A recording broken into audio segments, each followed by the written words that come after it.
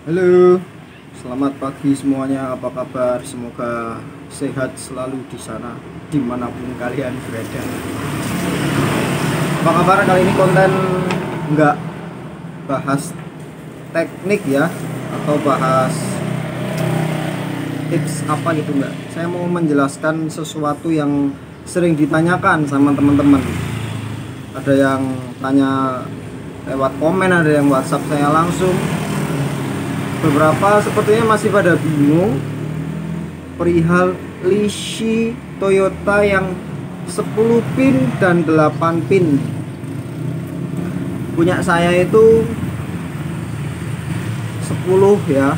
Kalau 10 itu diawali dari angka 1. Dari angka 1 sampai 10. Nah, kalau yang pin 8 itu diawali dari angka 3. Angka 3, teman-teman ya. Itu bedanya. Terus kalau kalian beli dapat yang 8 pin itu nggak apa-apa, bukannya salah beli. Tapi karena mungkin nggak tahu, ada yang 10 gitu. Kalau beli Lishi itu biasanya ditawarin mau yang untuk kontak atau untuk pintu saja. Kalau untuk kontak otomatis yang 10. Nah, kalau yang untuk 10 pin itu di kontak bisa, di pintu bisa. Ada kelebihan dan kelemahannya. Kalau yang 10 yang biasa saya pakai ini tuh bisa di kontak, bisa di pintu. Jadi bisa buat kunci langsung dari kontak tanpa harus bongkar. Cuman kekurangannya untuk buka di pintu agak susah yang 10 ini, teman-teman. Kenapa susah? Karena dia lebih panjang. Jadi ketika masuk itu masih tersisa panjangnya gitu loh.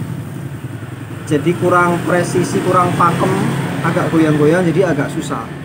Tapi susah bukan berarti nggak bisa. Saya sering bisa, tapi juga banyak gagalnya kalau buka di pintu pakai Lishi yang 10. Tapi kalau pakai yang 8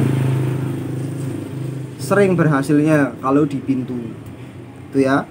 Terus ada pertanyaan lagi, kalau Lishi yang 8 pin bisa nggak untuk buat kunci? Bisa, nggak usah bongkar juga bisa. Caranya gimana? Caranya sama aja, cuman kita buat lewat pintu kan, karena dia cuma 8. Setelah di pintu jadi, caranya sudah saya kasih tahu, dan saya buatkan videonya ya, bisa cek di sini. Tuh sudah saya jelaskan gimana caranya buat kunci tanpa bongkar pakai Lishi. Di pintu sama di kontak caranya sama.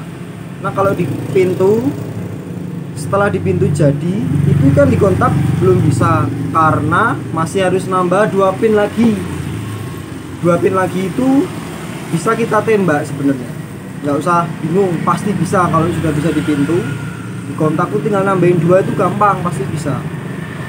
Syukur-syukur kalau 1, 2 di depan itu cuma kosong, jadi langsung bisa biasanya begitu, teman-teman. Nah, kekurangannya cuma begitu aja. Kalau yang punya Lishi pin 8 nggak apa-apa, itu juga cukup. Saya dulu cuma pakai itu, tapi karena penasaran sama yang 10 ya akhirnya cobalah. Nah, ternyata ada kekurangan dan kelebihan. Tapi kalau untuk awal-awal saya sarankan beli yang 8 saja. Kan bisa untuk buka pintu kan. Siapa tahu ketinggalan di dalam bisa dibuka pakai Lishi. Dia lebih tingkat keberhasilannya lebih tinggi daripada yang pin 10 untuk buka pintu ya. Ya anggaplah kalau yang 10 itu 60%, kalau ini 90%. Kalau yang 8 90% gitu. Jadi buat teman-teman yang masih bingung, cuma itu saja perbedaannya. Sama aja. Kalau punya yang 10 juga bisa dipakai, punya yang 8 juga tetap bisa dipakai. Jadi mau punya yang 10 atau punya yang 8 ya sama aja. Bedanya di 10 tuh bisa buat langsung dikontak tanpa kita harus nembak lagi 2 pin. Tapi kekurangannya untuk buka pintu agak susah gitu. Dan ini ya, semua list itu sama, bukan Toyota aja, Suzuki juga begitu. Ada yang di kontak, ada yang di pintu saja, ada yang 8, ada yang 10 semuanya.